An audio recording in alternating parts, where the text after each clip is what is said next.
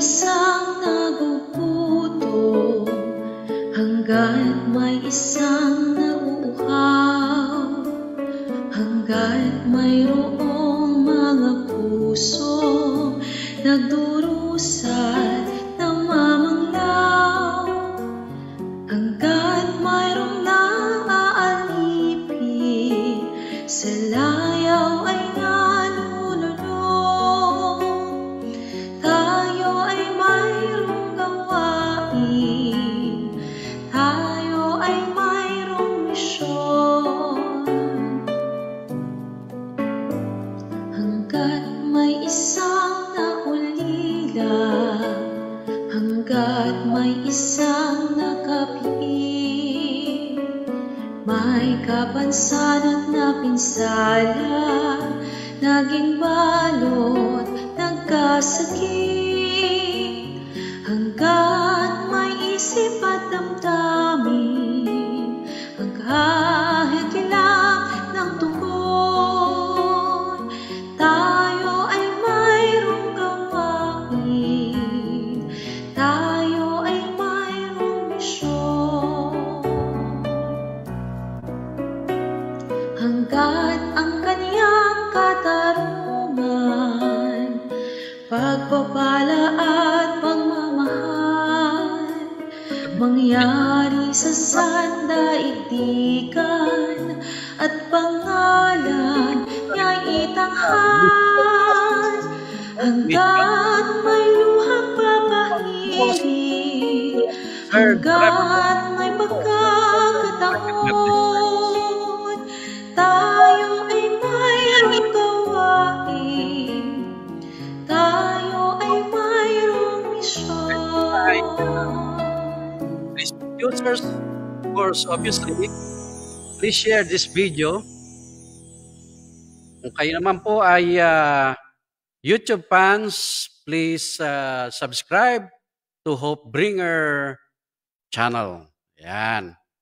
And please join with us until the end of this program upang sa ganon ay mabuo, maging kumpleto ang ating pong pag-aaral at gayon din po ang pananalangin. No?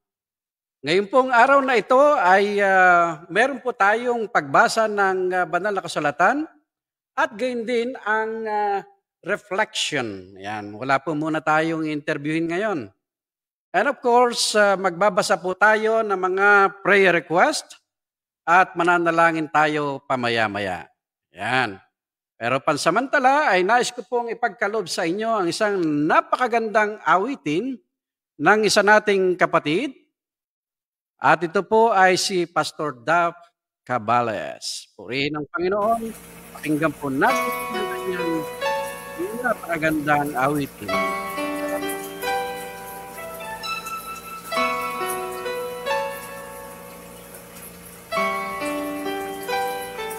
Caught again, your faithless friend. Don't you ever tire of hearing what a fool I've been. Guess I should pray, but what can I say? Oh, it hurts to know the 100 times I have caused you pain. Though forgive me sounds so empty when I never change. Yet you stay and say, I love you still, forgiving me time and time again.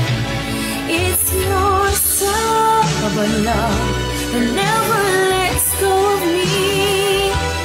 I don't understand how you can stay. Perfect love, embracing the worst in me. How I long for your stubborn love.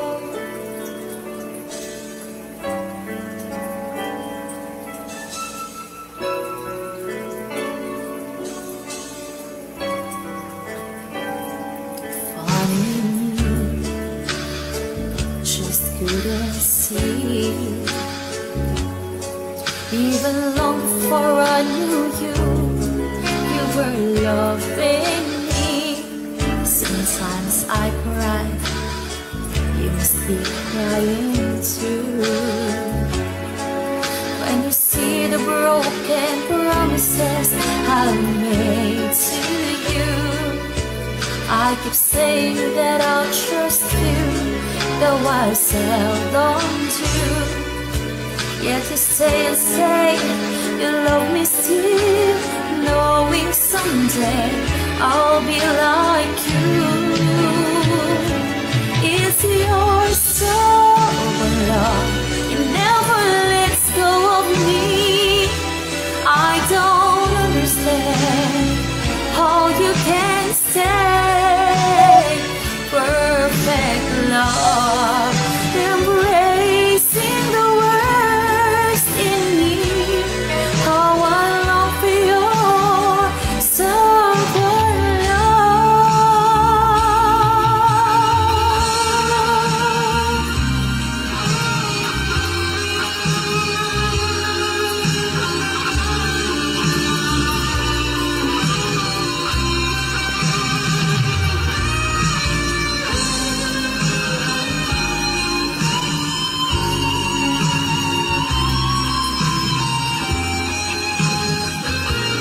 It's your stubborn love that never lets go of me.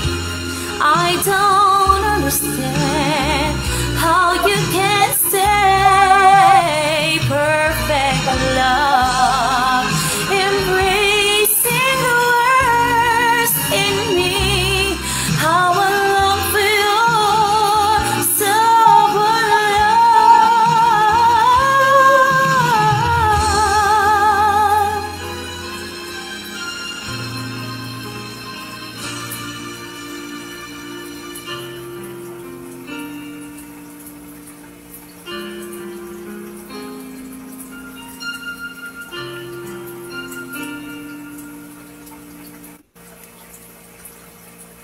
Yan. Salamat po sa napakagandang awitin ni Pastor Dav Cabales.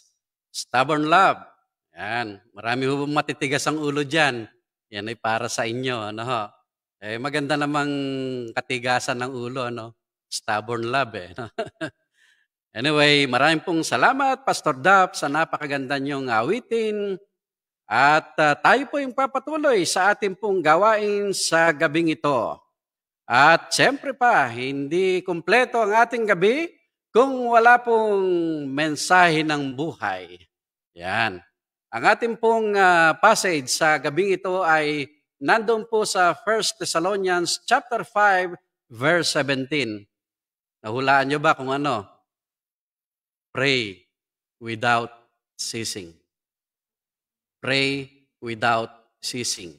Ibig sabihin, manalangin tayo ng walang tigil. Yan. Purihin ng Panginoon. Kaya nyo bang gawin yon? Yung manalangin ng walang tigil. Meron po akong binasa sa isang libro at tinatanong siya nung isang kaibigan niya tungkol sa kanyang prayer life. So babasahin ko po ito ngayon. It was then that I realized that I was nearly always in prayer. When I hear the siren, I pray for those in distress. When I get into my car, I pray for safety. When I see those who are developmentally challenged in some way, I pray that life will be as good as possible. When I'm awake at night, I pray for family, friends, my pastors, and leaders of the church. Often on an early Sunday morning, I let my spirit rove across the country, asking the Spirit to fill those who preach and teach in our churches. When I lose something of value, I pray for help to find it and much more. Ito po ang sinabi ng isang mananampalataya. In other words, ang kapatid na ito ay walang tigil sa kanyang pananalangin. Matanong ko nga po kayo ho ba'y nananalangin? Okay, nananalangin tayo. Makailan po sa isang buwan? Minsan po ay natatanong ko yung aking mga kapatid sa local church, sa simbahan. Tayo ho ba'y nananalangin na at least once a month? O lahat daw. At least once a week? O lahat. Pagka tinanong ko na yung at least once a day, o once a day, minsan walang nagtataas, mangilan-ngilan. Si Pablo ay gusto niyang manalangin tayo ng walang tigil, no? Sapagkat yung pananalangin ay napakabisa sa ating pakikipagrelasyon sa Diyos. Ano ba ibig sabihin ng prayer sa inyo?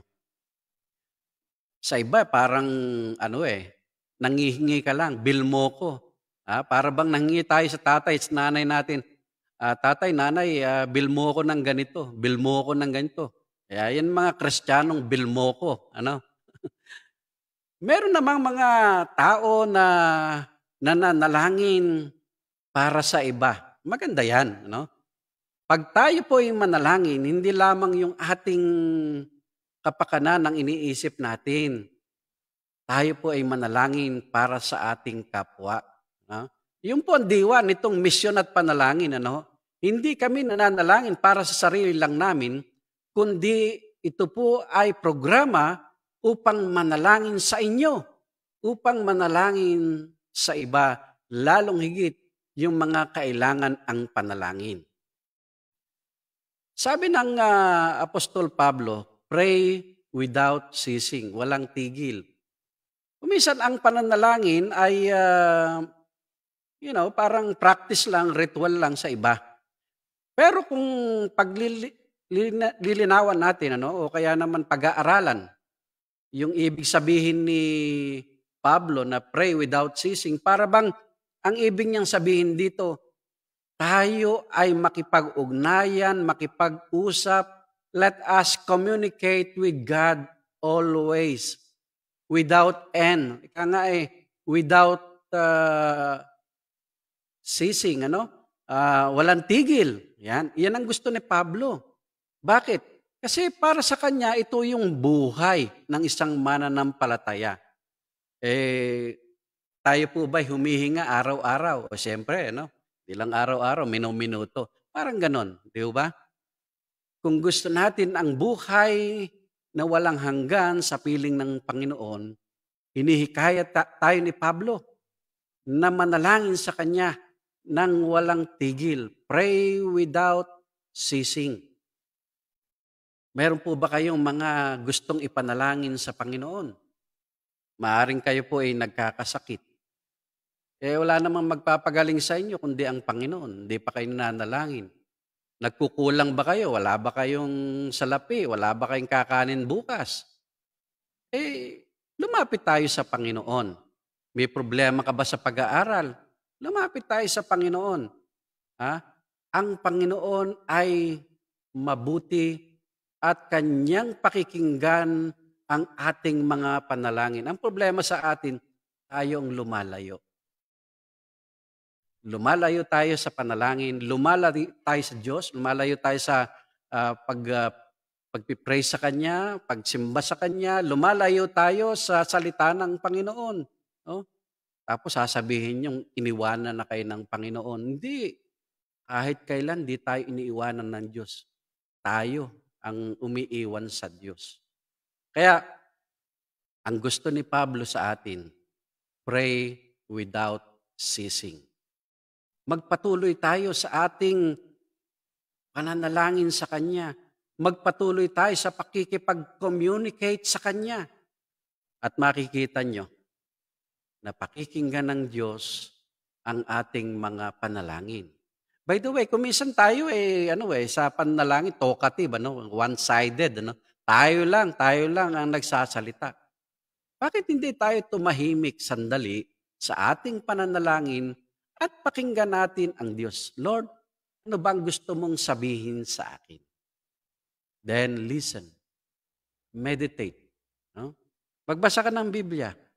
Maaring habang ikaw ay nananalangin, magsalita ang Panginoon, yung misa sa audible voice na tinatawag, o kaya sa banal na kasulatan.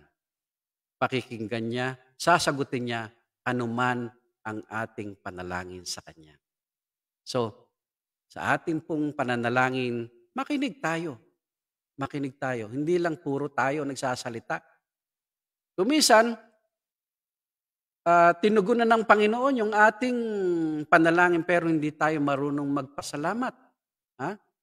Ako po, marami na akong pinapanalangin dito. Alam ko, yung iba tinugon ng Panginoon, pero kakaunti ang bumabalik upang magpasalamat. Parang yung istorya dun sa Ebanghelyo ng Panginoon, no? Mukha nung 10 may sakit na pinagaling ng Panginoon, isa lang yung nagbalik upang magpasalamat sa Panginoon. Baka kayo ganyan. Sige, baka meron kayong ibang ipapanalangin, hindi na kayo pakinggan tuloy. Hindi kayo marunong magpasalamat Di ba? Oh. You have to praise God. No? Kasama yun sa panalangin Di ba? Now, paano po ba kayo manalangin? Tuturuan ko ng konti. Yung pong salitang acts or acts, no? ACTS. May ibig po sabihin yan at kahit po sa pastoral prayer ko, ginagamit ko yan. Merong iba sa atin, hindi marunong manalangin. Ito, gamitin nyo, acts. Yung pong A is adoration. Yan. Ano ba yung adoration? Yung i-glorify mo ang Panginoon, purihin mo ang Panginoon, no? Bilang iyong Diyos, yung tagapagligtas, etc. Yung C ay confession. Confession of our sins. Meron kang kasalanan, kapatid. Kumisan na yan ang hindrance ng ating panalangin, kaya hindi pinakikinggan ng Panginoon ang ating mga panalangin kasi merong sagwil, merong hindrance, merong obstacle, and that is your sins. So you have to confess your sins sa ating Panginoon. At kung di mo kayang gawin ito, patulong ka sa iyong pastor. Lapitan mo ang iyong pastor. At paturo ka paano ito gagawin. Minsan tayo ganyan, ano? Ano yung T? T is thanksgiving. No? Magpasalamat tayo sa ginawa ng Panginoon sa araw na ito, sa nakaraang linggo, ano? Nakaraang taon. Ipagpasalamat natin sa Panginoon. Huwag mong samahan ng kahit ano. Thanksgiving. Marami kang ipagpapasalamat sa Panginoon. Yun lang buhay mo na yan. Hininga mo. Pwede mo na ipagpasalamat sa Panginoon niya sapagkat hanggang ngayon buhay tayo, di ba? Ano naman yung S? S is supplication. Supplication. Ibig sabihin, yung mga kahilingan natin sa Diyos, eto, pwede ka nang humiling. Ano bang kahilingan mo? Kagalingan, pagpapala, kotse, whatever. Hilingin natin sa Panginoon na mayroong pagpapakumbaba. By the way, hindi lahat pinakikinggan ng Panginoon.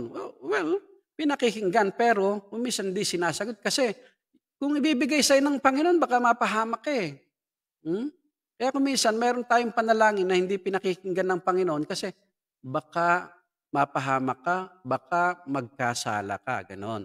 Pero kung yan ay kalooban ng Panginoon, I tell you, the very moment na ikaw mag-pray sa Panginoon, pakikinggan ng Panginoon at ibibigay agad ng Panginoon. Naulit ko po yung salitang acts, no? O gawa. Sa English ay acts, adoration, confession, thanksgiving, at supplication. Yan, purihin ng Panginoon. Yan. Sana po ay naibigan nyo yung maigsing mensahe natin at mahikayat kayo na manalangin. Okay po? Tanong sa inyo, nananalangin ba kayo? Mga minamahal na mga kapatid. Sana po nananalangin tayo, di ba? At tayo ngayon po ay magpapatuloy sa mga praises and thanksgiving, mga may birthday. Yan, sino-sino ba itong mga may birthday na ito? Tingnan po natin, nung pong nakaraang linggo, hindi po tayo live, Baka naghahanap kayo sa akin. Yung pong ating pinalabas nung nakarang Wednesday sa YouTube po yon. doon sa Hope Bringer. Okay po? Yung po ay ika nga ating pong pinalabas lang para sa ganon, hindi po maputol yung ating gawain, yung ating pong misyon at panalangin. So ngayon po ay ating pong babatiin, itong mga kapatid nating nagdaos ng kaarawan at magdaraos ng kaarawan. Noong pong March 17, si Emily Malecdan, Jocas Kisley Gonzales, si Marites Mariñas, si Ruben Marcelo, si Pastor Manny De Jesus, si Ruth Cuevas, si Yu Su Yun, si Ate Ethel Baldado, si Pam Sablan, ayan, Josepina, Pastor Villanueva. March 19, Pastor R.P. Perdiz, si Joey Ferrer. March 20, si George Mauro. March 21, si Beng Manawis. Reverend Samuel Dongalen. Si Mr. Junard Benitez. March 22nd, May Meneses III. March 23rd, si Reverend Mirna Osorio. Si Reverend Joel Gallego Domingo. Si Jocelyn Faigao. March 17, of course, happy anniversary kay Reverend and Mrs. Manny Predes of California. Yan, ating mga kaibigan sa California. March 24, birthday ng ating kaibigan, si Florida Pangilinan. Yung pong aking yumaong asawa, si Merla, ay birthday din po ngayon. Siya ngayon ay nagpapaparty sa langit. Si Reverend Dante Doliente, si Mrs. Janet Olan, yan, sa sa Santa Ana, California. March 25th, bukas, Glory Balanag. Si Dr. Corazon Cleto, yan, ang ninang ko. Birthday niya bukas. Si Brother Felix Villarreal, si Eunice Kahukom, si Bishop Jose Gamboa Jr. Yan, happy birthday po, Bishop. March 26, si Brother Mike Maceda, si Sister Miriam Magno. At sa March 27, si Engineer Benny Agulan. March 28, Reverend Jaime Bolosan, Reverend Kim Dobong. Sa March 29, si Sister Rosalyn Sudio, si Brother June Macaso. Sa March 30, Odon Dagdag, si Brother Odon. Si Sister Leia Dumaya, si Joseph Ferrer, si Reverend Mario Baluyot, at si Brother Roel Don Tabilisma. Yan, purihin ng Panginoon. Happy birthday po sa inyo at nawa po ay pagpalain kayo ng ating Panginoon. At siyempre po, tayo po ay lalapit sa Panginoon din para sa mga kapatid na ito. Patuloy po nating ipanalangin ang Reverend Danny Hernaez, si Pastor Ellen Padua, si kapatid na Rose Ann Razon. Sana'y patuloy silang pagalingin ng ating Panginoon. And of course, prayer po sa Chosen UMC family, sa mga Razon, Rodriguez, Fernando, Uy, Arosena, Bueno, Baroga, Daigdigan, Guillermo, De Castro, Baldado, Mariano, Baclayo, Tamayo, Casildo, De Guzman, Ferrer, Esteban, Sablay, Constantino, Tada, Martin, Yap, Ramos, Barlan, Garcia, Linda, Gonzales, Camcam, Bautista, at Arevalo family. Yan. At patuloy nating isama sa panalangin si Tatang Mario Celestino. Yan, ang balita kay lumalakas siya. And of course, Engineer Reden Celestino. At patuloy siyang pinagpapala ng Panginoon at naway patuloy siyang gamitin ng Panginoon sa mga paglilingkod. Si Engineer Reden ay ating pong guest preacher sa ating pong anniversary dito sa Chosen UMC sa May 23rd. Yan. Patuloy nating isama sa panalangin si Mrs. Angelina Pagba at ang kanyang buong sambayan, ang Alcaide families doon po sa Bukidnon at maging yung mga Alcaide sa California. Purihin ng Panginoon. And of course, all Chosen UMC elders. Si Tatay Rudy Rason, Lola Nati Rodriguez. Si Tatay Arturo Rason. Si Tatay Arturo, siya ang speaker natin sa linggo. Si Tatay Sergio. Yan. Si Lola Rebecca Uy.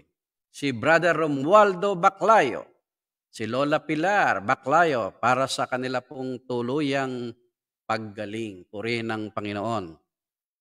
Patuloy nating isama sa panalangin si Sister Eliza Torres Limos, Sister Raquel Mariano, si Engineer Jaime Aquino, at patuloy nawa silang pagpalain ng ating Panginoon. Patuloy nating isama din sa pananalangin si Myros at si Shane Kison sa kagalingan, kalakasan at kapangyarihan mula sa banal na Espiritu.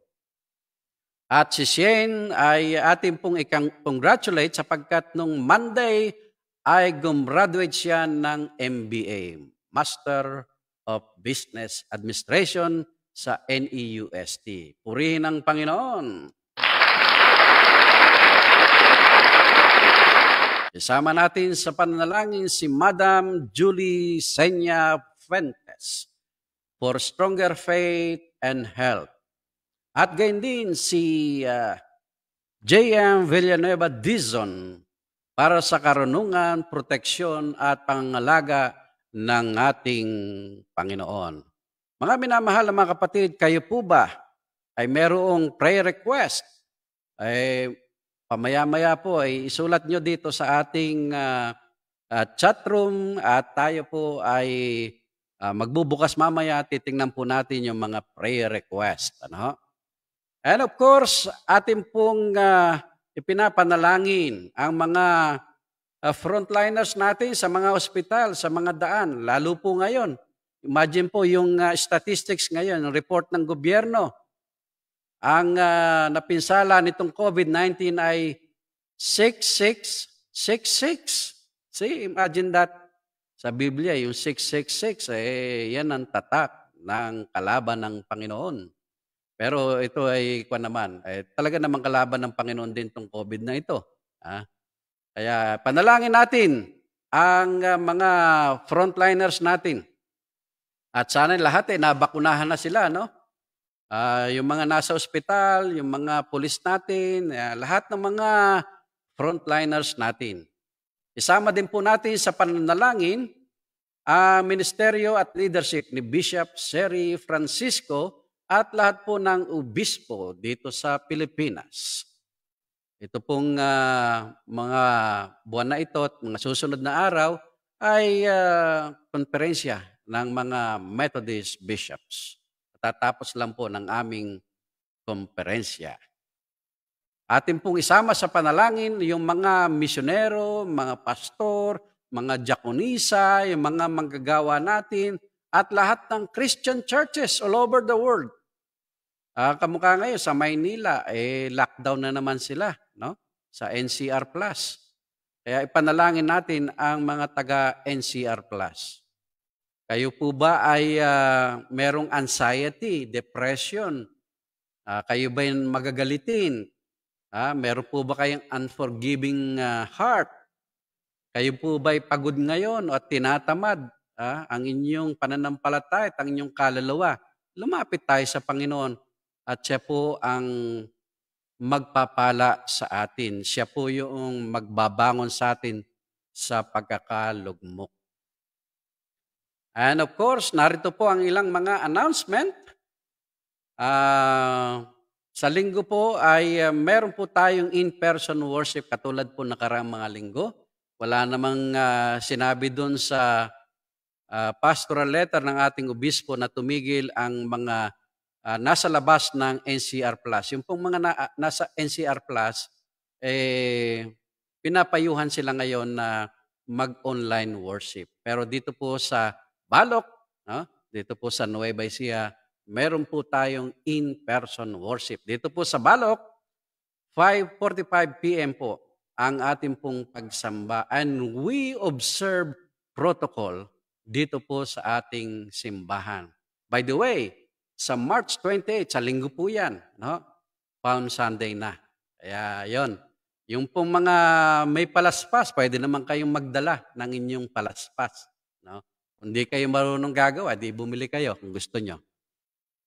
And of course, meron tayong Eucharist, foot washing, and 7 last words sa Holy Friday.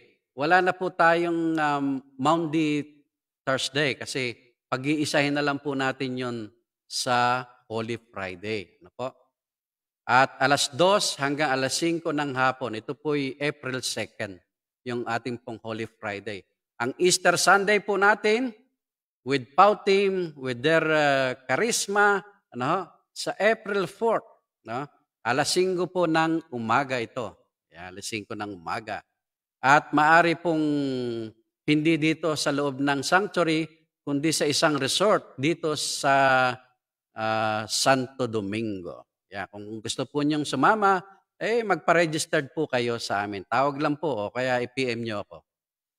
And of course, patuloy po itong misyon at panalangin every Wednesday, 8 to 9 in the evening, o kaya naman 8 to 8:30, depende po sa ating ginawang programa. And we will try to invite guests in the following weeks. Meron po tayong in-person discipleship Bible study dito po sa Chosen UMC, once a month by organizations. Yung UMM, yung mga kalalakihan, kababaihan, yung mga kabataan, young adults, ayan, may kanya-kanyang grupo po yan. And of course, we have podcast sa iba't ibang istasyon. Ayan, makikita po nyo sa likod ang ating pong mga istasyon ng podcast. Yan po'y audio. Kaya ito pong mga ating binobroadcast ay makikita po nyo o mapapakinggan nyo doon sa podcast na ito. At ngayon po, magtutungo tayo sa ating pong social media, sa ating pong Facebook. Titingnan po natin kung merong mga gustong ipapanalangin ng ating mga kapatid. Ayan. And of course, bisita natin si Ate Remedios Consunhi, Ronnie Capili, Juros Coimar, Paul Alexis Tamayo, si Ate Lira Rosena, si Myros Kison, andyan, bisita natin. Si Librada Otsoada, ayan. Si Ana Ruth Rason, Daigdigan. At gayon din si Lapi Manangkil, si Reverend Jerry Dumaya, si Pastor Milagros Sabado de la Cruz, si kapatid na Victoria Alamon Miguel. Ayan. At meron silang mga prayer requesting na natin. And si Ronnie Capili, ang prayer niya, 68th birthday ng kanyang kuyang Narciso sa noong March 18. Ayan. Pagpalain po siya ng ating Panginoon. At ipanalangin daw po natin ang kanyang buong sambayan. And of course, birthday din sa April 3rd, Easter yun. Birthday ni Ricardo Capili. Ipanalangin natin si Vilma Solano.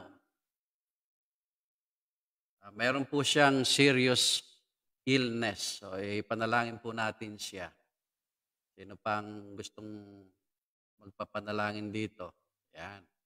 So, ipanalangin natin lahat ng mga prayer request na ito, yung aking binasa kanina, at karamihan po dito sa ating pong binati.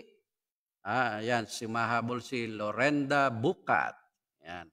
Yan mga prayer request natin at mga prayer warriors, purihin ang Panginoon at naniniwala akong sasamahan niyo ako sa aking pananalangin ngayon. Mga minamahal mga kapatid, tayo po ngayon ay manalangin.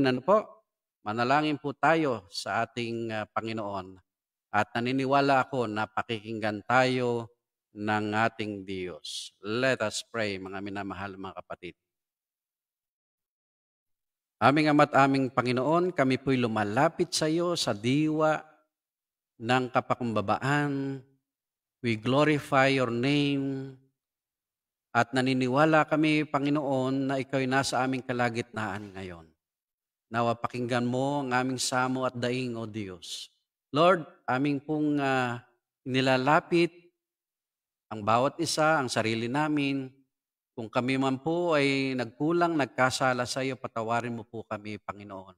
At sana akayin mo kami sa kabanalan.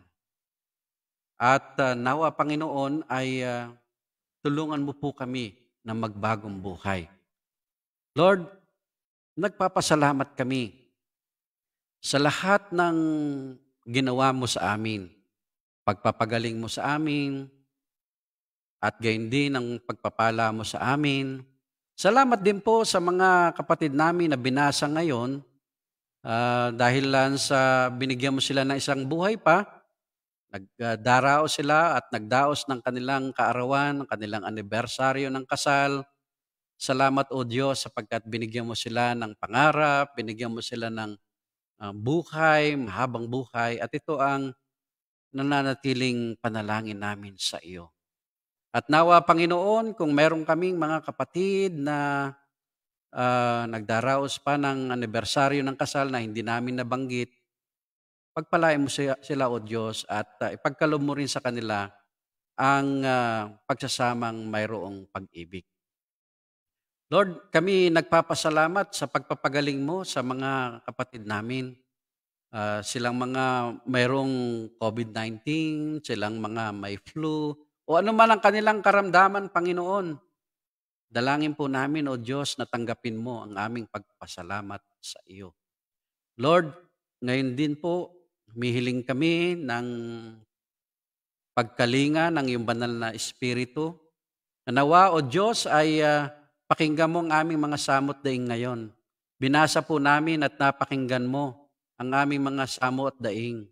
May mga kapatid kaming may karamdaman, ikaw o Diyos ang magpagaling sa kanila.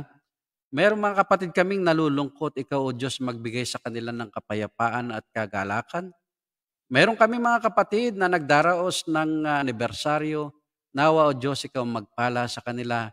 Ang mga kapatid naming nagdaos at magdaraos ng kanilang kaarawan.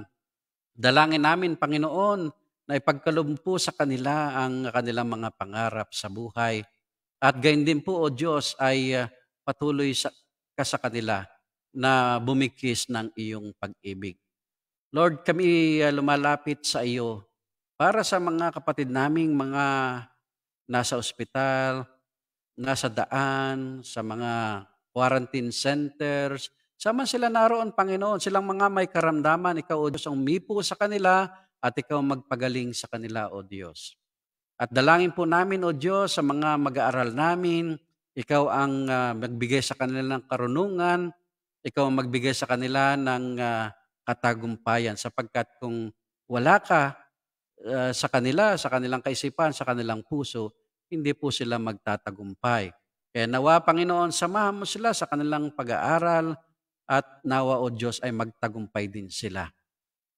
Dalangin po namin, O Diyos, sa mga matanda ng iglesia, nilalapit namin sila sa iyo, O Diyos, na ikaw magbigay ng kalakasan sa kanila at patuloy na maging masigla ang kanilang pananampalataya sa iyo.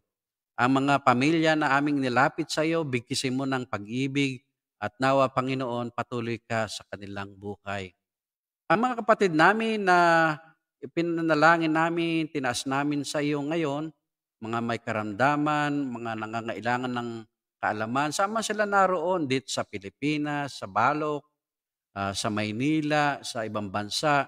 Sama sila naroon, Panginoon, hipuin mo sila at ikaw ang magpala sa bawat sa kanila. O Diyos, maaring meron kaming nakalimutan na ipanalangin sa iyo, ngunit naniniwala kami bago namin ito nilapit sa iyo, ay pinakinggan mo na ang lahat ng aming samo at daing. At naniniwala kami sa pagkakataong ito na ipagkakaloob mo, tutugunin mo ang aming mga samo at daing sa iyo. Ito po ang aming kahilingan, alang-alang kay Kristo Jesus, na aming Panginoon at tagapagligtas. Amen. Amen. Yan. Nanalangin po tayo, mga minamahal na mga kapatid, at nawa po ay nasamahan niyo ako sa pananalangin. At kung meron pa tayong mga kapatid na mamaya pa lamang sasama at manunood nitong ating pong misyon at panalangin, o baka bukas, okay lang po yan. I-post lang po ninyo ang inyong mga prayer request. At yan po ay alam ng ating Panginoon. Bago nyo isinulat dyan, ay pinanalangin na po natin. Purihin ng Panginoon. At nagpapasalamat po ako sa inyong lahat, sa inyong presensya, at nawa po ay magsama-sama po tayo uli sa susunod na linggo, Wednesday, 8 p.m. Purihin ng ating Panginoon. Give thanks with a grateful heart. Give thanks to the Holy One. Give thanks because He's given Jesus Christ, His Son. Give thanks with a grateful